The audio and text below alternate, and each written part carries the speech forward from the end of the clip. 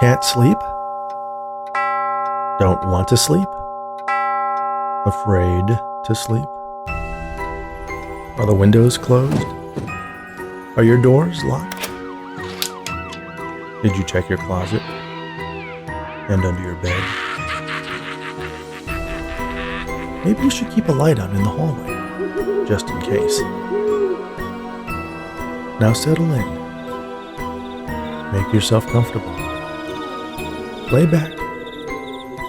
Close your eyes. And let me tell you a story. Do you believe in ghosts? Have you ever had the feeling that there was someone else in the room when you were completely alone? Or maybe as you moved from room to room, you felt a chill, a hand touching your shoulder when there was no one there. Strange things are happening in the Morgan house, and Oscar's wife is certain it's ghosts. But will she be able to convince Oscar, who knows for a fact there's no such thing?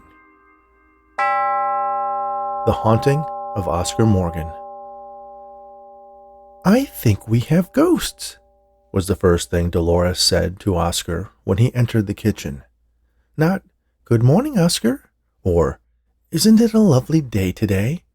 or "The coffee's ready." "I think we have ghosts." "We don't have ghosts," Oscar said as he sat at their kitchen table. "How do you know?" "Because there are no such things as ghosts." Dolores huffed. She hated it when he dismissed everything she said as unworthy of his attention. "Then how do you explain the voices I hear? The fact that things aren't where I left them? Doors opening and closing by themselves?" "It's an old house, Dolores. The neighbors play their television too loud. You're getting old and forgetful," he replied, answering her questions in no particular order. It's another rock and roll weekend. A voice came on the radio. One of those obnoxious morning DJs who thinks ending every sentence with a fart or burp is high comedy. "Why are you listening to this station?" Oscar asked. Dolores shrugged. "It's what was playing when I turned it on." Oscar got up and crossed over to the radio on the kitchen counter. He turned the knob to tune to a different station, but nothing changed. "This thing is broken," he declared. "I'll take it down to my workshop and fix it later." "You'll never fix it," Dolores said matter-of-factly. "I'll just buy a new one." Then she added, "Maybe it's the ghosts." Oscar ignored her last comment. "No need to spend good money on a cheap radio. I know exactly what's wrong with it." He sat back down, but when he did, it felt like he was sitting in a chair that had been left outside on a cold winter's day. Oscar entered the living room, surprised to find that Dolores had company. She was sitting next to a plump woman wearing some sort of hair wrap that resembled an open-topped turban, and an extraordinary amount of jewelry draped around her neck, hanging from her ears and choking her wrists and fingers. "Oscar, I'm so glad you're home," Dolores said. "I want you to meet Esmeralda." Esmeralda held out a chubby hand. "Pleased to meet you, Oscar." Oscar grunted and sat down in his recliner, ignoring the gesture. "No need to be rude," Dolores said. She turned to Esmeralda. "I'm sorry for my husband's manners." "That's all right, dear," Esmeralda said, unperturbed. "Esmeralda says I'm right," Dolores declared proudly. "We have ghosts." "I'm sure she did," Oscar agreed gruffly. "And how much did that morsel of useless wisdom cost you?" "Oh, I don't charge for my services," Esmeralda said. "I just want to help." "If you want to help, you wouldn't fill my wife's head with all this haunting nonsense." "It's not a haunting," Esmeralda informed him. "It's definitely apparitions. A haunting would be like watching a scene from a television show over and over. What you're experiencing is not that. People say they are haunted by ghosts, but the two phenomena are quite distinct. Unfortunately, the term haunting is so misused, I'm afraid it's nearly impossible to correct. Regardless, there are definitely beings from a different astral plane sharing this space with you. Then why don't they fly off to Fiji and leave us alone? Oscar replied sarcastically. It's not that kind of plane, Dolores replied, not getting his joke, as usual. Esmeralda thinks we might be able to communicate with them. Why would we want to do that? If we can speak with them, we can discover why they're here and possibly help them move on, Esmeralda explained. Great, Oscar grunted. Don't you want to help, dear? Dolores asked. No, I definitely do not, he said. He glanced out the picture window and was angered to find two children playing on his lawn. What are those damn kids doing on my grass? I've told them 100 times to play in their own yard. Dolores and Esmeralda looked out the window. What kids? Dolores asked. Oscar looked at his wife with an exasperated expression. Are you mad, woman? Those kids. He pointed at the window and looked back outside. Only they were gone. It was dark out. Esmeralda, Dolores, and Oscar stood in a circle in the middle of the living room. Let's join hands, Esmeralda said. Let's not and go to bed instead, Oscar suggested. Oscar, behave, Dolores said, embarrassed. She reached out and grabbed one of Oscar's hands. Please, just do this one thing and I won't bother you about it ever again, she promised. Oscar rolled his eyes, grumbled his dissent, and then offered his other hand to Esmeralda. She took hold of it. Her touch was cool and clammy and caused an involuntary shiver to run down his spine. Esmeralda closed her eyes and tilted her head back. Oh, spirits, we call upon you to make yourselves known to us. There was no reply. Oscar looked around the room. Maybe they went to the movies, he said. Oscar, shush, Dolores scolded. Esmeralda continued, undaunted. Please, give us a sign if you can hear us.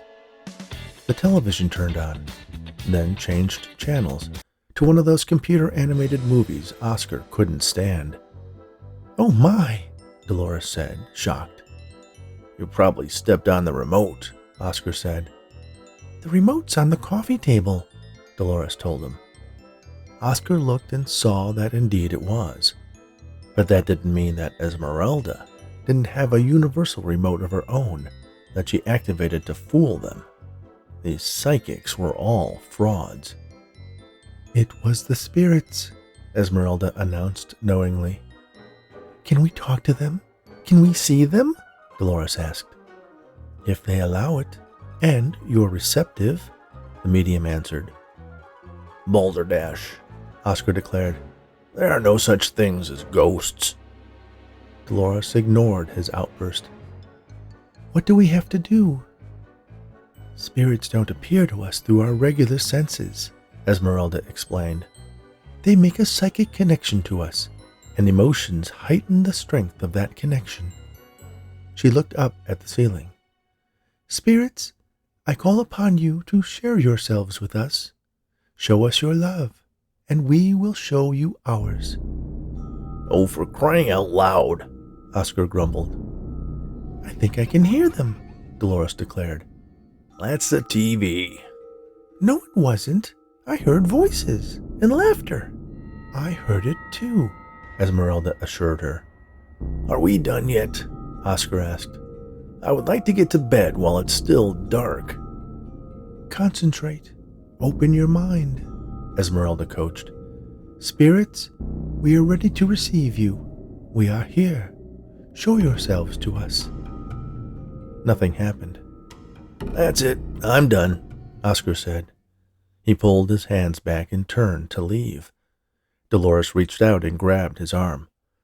Oscar Morgan, you get back here right now. It's your stubbornness that's probably keeping them from showing themselves to us. Oh, It's my fault. Look, I only did this to humor you." Oscar's eyebrows slanted, and he pulled his mouth back into a tight snarl as his anger grew. "If you two want to play Ouija board, have at it. I'm going to bed." Dolores let go of him and crossed her arms in a rare moment of defiance. "If you leave now, Oscar, I swear I will divorce you." Oscar laughed. "Oh, you'll divorce me? I'd like to see you try. You can't even make a decent meatloaf." "You love my meatloaf," Dolores said. Oscar's face started turning red. "It's dry, bland, and tastes like shredded cardboard. I only told you I liked it because I was being polite. Why do you think we're always running out of ketchup?" "You don't have to be so mean," Dolores said in a shy, embarrassed tone. "Mean? I'm the one who was nice enough to go along with this dumb seance," he said, his voice growing louder as his temper flared. "This whole thing is a joke. I don't know what her angle is, but this wannabe Swami is up to something, and I'm sure it's going to cost me in the end. I don't want any part of this. There are no such things as ghosts," he screamed at the top of his lungs. A woman appeared out of thin air in the doorway to the kitchen. She screamed and dropped the bowl of popcorn she was carrying. Jane looked at the three ghosts standing in the middle of their living room. Her husband, Dan, had told her he had occasionally heard faint voices, and the children claimed that sometimes when they were playing in the front yard, there was an old man glaring out at them from the house. But she never believed any of it. Now, there they were, an old couple that definitely looked like the photos that had been left behind in the old house, and another woman wearing some kind of costume. Dan was on the sofa, and the kids were spread out on the floor in front of the TV. They all turned to look at her, then followed her gaze to the hazy apparitions. Jane looked to Dan and said, "I think we have ghosts."